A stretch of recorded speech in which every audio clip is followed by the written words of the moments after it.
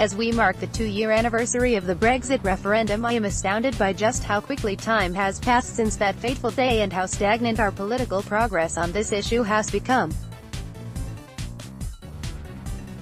As the nation sits pondering the outcome of the marginal decision to leave the European Union, we find ourselves held captive in what I can only describe as a confused nationalist purgatory in which the economy continues to lag and valued workers and businesses continue to leave.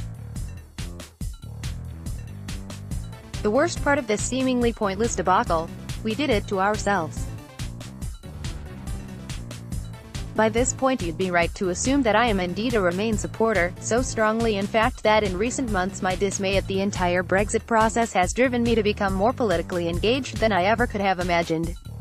Earlier in the year I proudly marched alongside thousands of fellow countrymen and women at one of the largest anti-Brexit protests to date, the Great Northern March, and even wrote to encourage other disgruntled members of the British public to do the same. So you'd be right to assume when news of a fresh campaign, known as the People's Vote, emerged that I would give it my full support. The People's Vote campaign argues that we, the people, should have the opportunity to either accept or reject the outcome of the current negotiations in the form of a public vote. Judging by our government's attempt at negotiations thus far, I don't hold much enthusiasm for whatever Brexit deal ministers manage to muster. Those against the prospect of a second referendum would perhaps argue that a sensible course of action is to simply get on with it, a term I have grown to despise. However, this is in no way a sensible situation. I believe the people's vote is a necessity given the way the referendum was conducted. Cast your minds back to life before the 2016 vote. The cringe-worthy abbreviation Brexit hadn't yet been coined. Demonization of our European allies was not part of the daily discourse, and there was no apparent public hunger for Britain to leave the EU. The campaign which followed, which gave rise to shameless dishonesty from one-time respected political figures, was perhaps one of the lowest moments in recent British history. The racial undertones of some lines of thought were an embarrassing display of nationalism which in my view hindered our reputation on the world stage. Sadly, a negative and inward-looking culture, which I believe was so carelessly endorsed by the media and high-profile figures during the referendum, appears to have drip-fed into our social and political landscape, illustrated by a spike in hate crimes against minorities. Hopefully a vote which offers a retreat from Brexit, which was hijacked early on by far-right figures, could also free us from this dangerous nationalist discourse and take us back to a Britain I recognize. Another regrettable flaw in the referendum process could be found on the ballot paper. The question of simply leave or remain offered no clear explanation of what a leave victory would entail.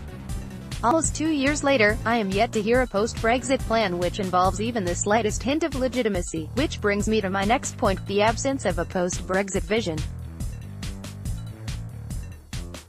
This apparent vision, which promises economic prosperity and supposed independence from EU law, has, in my view, never existed. The absence of a plan from those who wish to recklessly drag the country out of the world's largest trading bloc, put thousands of jobs and businesses at risk and jeopardize the unity of Europe, is perhaps the strongest argument for a people's vote. Eurosceptics have had the past 45 years to come up with a better alternative to EU membership.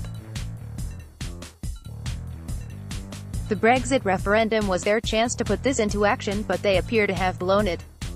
If the dreaded Brexit deal offers the British people a weaker economy, introduces the prospect of an Irish border and harms our global position, why on earth are we bound to accept it?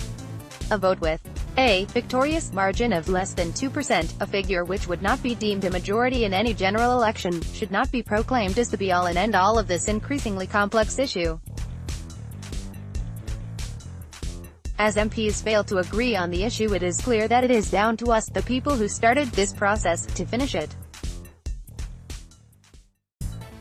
This can only be achieved with the people's vote on the final deal, which is precisely why on the 23rd of June I will march to Parliament Square alongside thousands of others to demand a vote on the proposed future of our country.